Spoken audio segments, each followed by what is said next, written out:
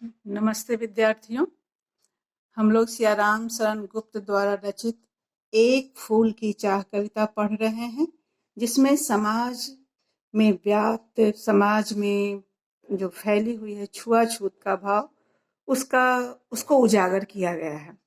हम लोग यहाँ तक पढ़े थे कि सुखिया का पिता मंदिर में जाता है और वहाँ देवी मंदिर के आंगन में चला जाता है और वर्णन करता है कि बाहर और भीतर माँ की जय जयकार गूंज रही थी। अब उसकी बात का वर्णन इस प्रकार है। भक्त वृंद मृदु मधुर कंठ से गाते थे भक्ति मुद में। भक्त वृंद मृदु मधुर कंठ से गाते थे भक्ति मुद में। पतित तारिणी पाप हारिणी माता तेरी जय जय जय। पतित तारिणी पाप हारिणी माता तेरी जय जय जय। भक्त वृंद मृदु मधुर कंठ से। भक्त वृंद, वृंद लगाकर बहुवचन बनाते हैं। भक्त वृंद यानी भक्तों का समूह। भक्त का बहुवचन हो गया भक्त वृंद। मृदु, मृदु मीठा। सभक्ति, भक्ति में स उपसर्ग लगा हुआ है। सभक्ति, भक्ति के साथ। मुद, खुश होकर, प्रसन्नचित होकर। अब अर्थ देखिए। भक्त वृंद मृदु मधुर कंठ से गाते थे भक्ति मुद में। भक्त जो लोग थे, जो आंगन में भक्त थे, वे भक्ति के साथ, भक्ति भाव से खुश होकर माँ की जय जयकार कर रहे थे। जय जयकार में क्या नारा लगा रहे थे, क्या बोल रहे थे? पतित तारिणी पाप हारिणी। पतित तारिणी, पतित जो गिरा हुआ है, जो नीच है। तारिणी तार देने वाली, कल्याण कर देने वाली, नीच लोगों को पार उतारने वाली। पाप हारिणी, पापों को हरण कर लेने वाली, दूर कर देने वाली। माता तेरी जय जय जय। पतितों का कल्याण करने वाली, पाप को हर लेने वाली माता की जय हो। इस तरह से भक्त जय जयकार कर रहे थे देवी माँ का। उसके बाद वर्णन है, ये सब सुनकर सुखिया के पिता के मुंह से भी माता की पुकार निकलती है। वह किस प्रकार देखिए। पतित तारिणी तेरी जय जय। पतित तारिणी तेरी जय जय मेरे मुख से भी निकला। मेरे सुखिया का पिता, बिना बढ़े ही मैं आगे को जाने किस बल से ढिकला। ढिकला धक्का देना, ढकला जाना। पतित तारिणी तेरी जय जय मेरे मुख से भी निकला। सुखिया के पिता के मुंह से भी निकलता है, पतितों का कल्याण करने वाली माता तेरी जय हो। पतित तारिणी तेरी जय जय, ये तो उसके मुंह से निकलता है। वह भी बोलने लगता है अन्य भक्तों के साथ, माता की जय जयकार करने लगता है और लाइन में खड़ा है, पंक्ति में खड़ा है। लेकिन होता क्या है, वह आगे बढ़ने का प्रयास बिल्कुल नहीं किया है। बावजूद इसके, बिना बढ़े ही मैं आगे को जाने किस बल से ढिकला। वह आगे बढ़ा नहीं है, प्रयास नहीं किया है आगे बढ़ने का, लेकिन लगता है कि कोई उसे पीछे से धक्का दे दिया और वह आगे बढ़ते चला गया। कहां तक पहुंचा? मंदिर गर्भगृह के द्वार तक पहुंचा, जिसका वर्णन इस प्रकार है। मेरे दीप फूल लेकर वे अम्बा को अर्पित करके, दिया पुजारी ने प्रसाद जब आगे को अंजलि भर के। मेरे दीप फूल लेकर वे अम्बा को अर्पित करके।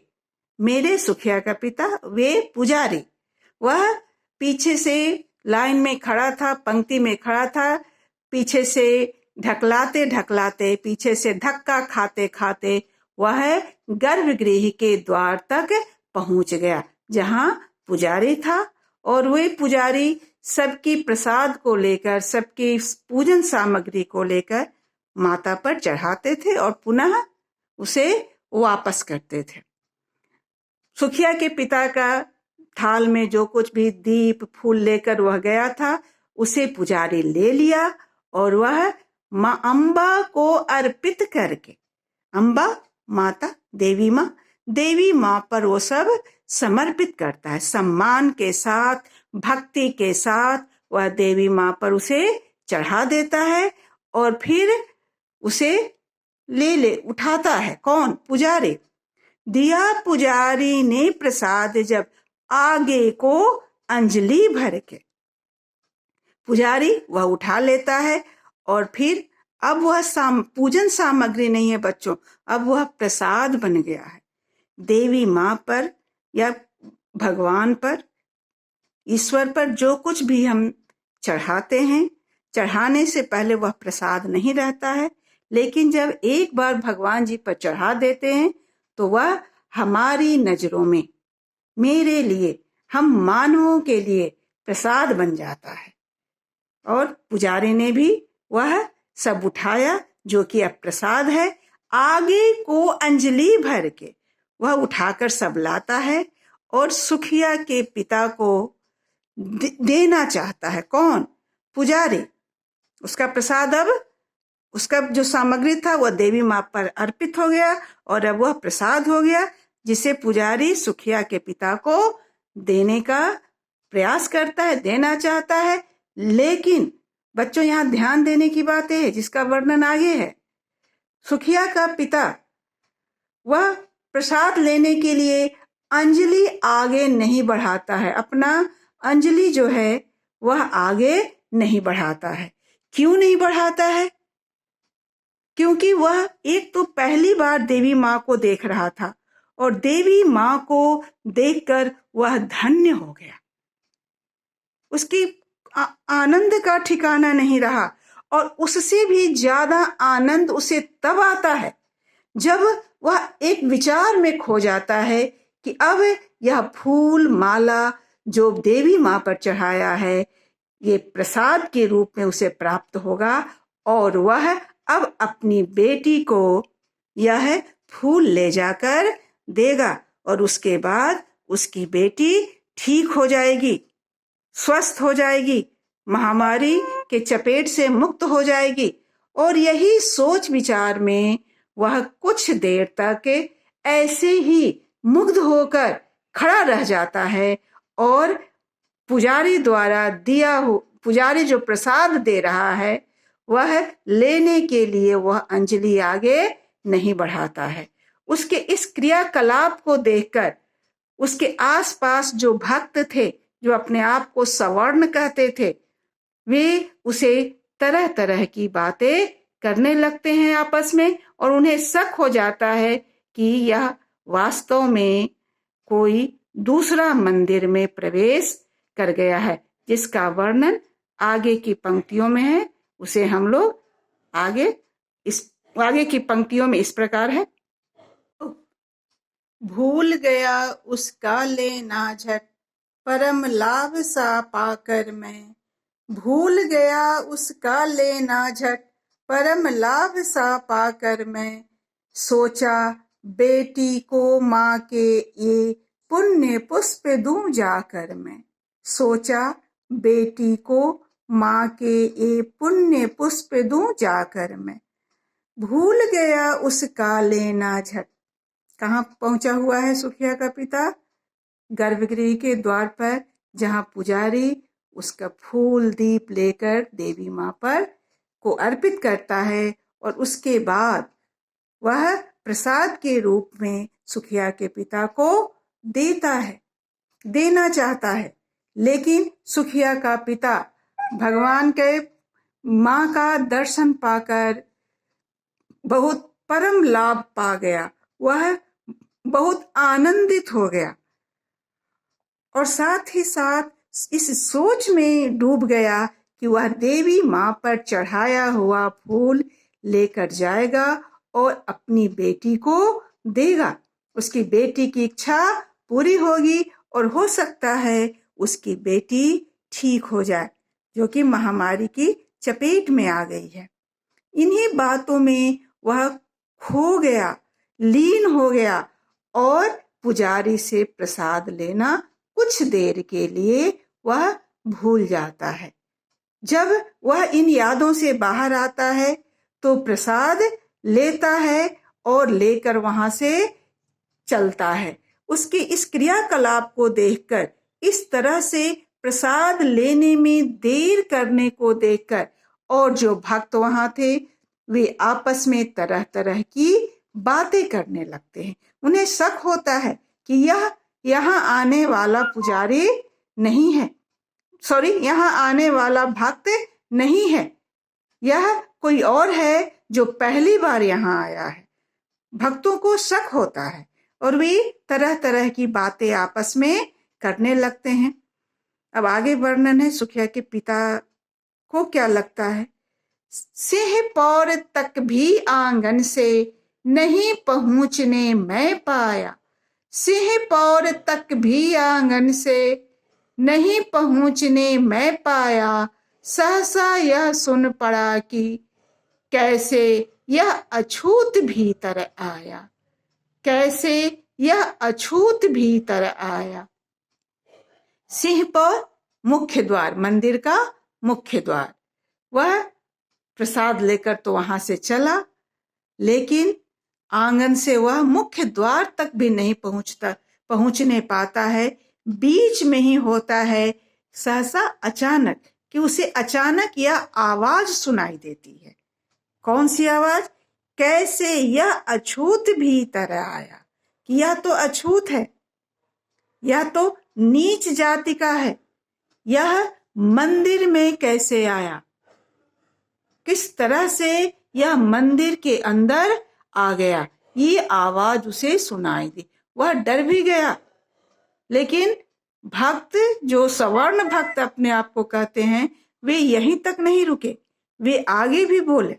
वह क्या? देखिए, पकड़ो देखो भाग न जावे, बना धोड़ते यह है कैसा, पकड़ो देखो भाग न जावे, बना धोड़ते यह है कैसा, साफ स्वच्छ परिधान किए है भले मानुषों के जैसा, साफ स्वच्छ परिधान किए है भले मानुषों के जैसा। वे जोर जोर से चिल्ला रहे हैं कि इसे पकड़ लो, इसे भागने नहीं दो, यह भाग जाएगा, यह बहुत ही धूर्त है, बहुत चालाक है और बड़ी चालाकी से यह मंदिर के अंदर आया है। साफ स्वच्छ परिधान किए है, परिधान वस्त्र, यह भक्तों की तरह, अन्य भक्तों की तरह, सवर्ण भक्तों की तरह साफ सुथरा वस्त्र पहन कर आया है, ताकि यह पकड़ा न जाए और मंदिर में आकर देवी माँ का दर्शन भी कर ले और प्रसाद भी ले ले, जो कि यह अछूत है। इसे मंदिर में नहीं आना चाहिए था। इसके आने से मंदिर की जो पवित्रता है वह भंग हो गई है और इस तरह से उस पर तरह तरह के आरोप लगाए जाते हैं, तरह तरह के इल्जाम लगाए जाते हैं और वह इन सबको खड़ा होकर वहां चुपचाप सुनता है। वे सिर्फ इसे इल्जाम ही नहीं लगाते हैं, कहते हैं कि मंदिर की पवित्रता भंग हो गई इसके आने से, और उसे घेर कर चारों ओर से सब घेर लेते हैं और उसे मारने लगते हैं। वह मन ही मन सोचता है, सुखिया का पिता, कि क्या वह ऐसा है कि वह देवी माँ से भी ज्यादा शक्तिशाली है। उसके आने से मंदिर की पवित्रता इस तरह से भंग हो गई। वह देवी माँ की पवित्रता को भंग करने की शक्ति रखता है। उसे इन भक्तों पर एक अजीब उसके मन में भाव आते हैं कि वास्तव में ये भक्त हो ही नहीं सकते। जो देवी माँ की पवित्रता पर शक कर रहे हैं कि उनकी पवित्रता भंग हो गई है एक व्यक्ति के आने से, उसे सब मारते हैं, मार पीट कर उसे सजा सुनाते हैं। 7 दिन का उसे जेल की सजा होती है और 7 दिनों के लिए उसे जेल में रखा जाता है। धन्यवाद। आप शब्दार्थ और भावार्थ लिख लेंगे।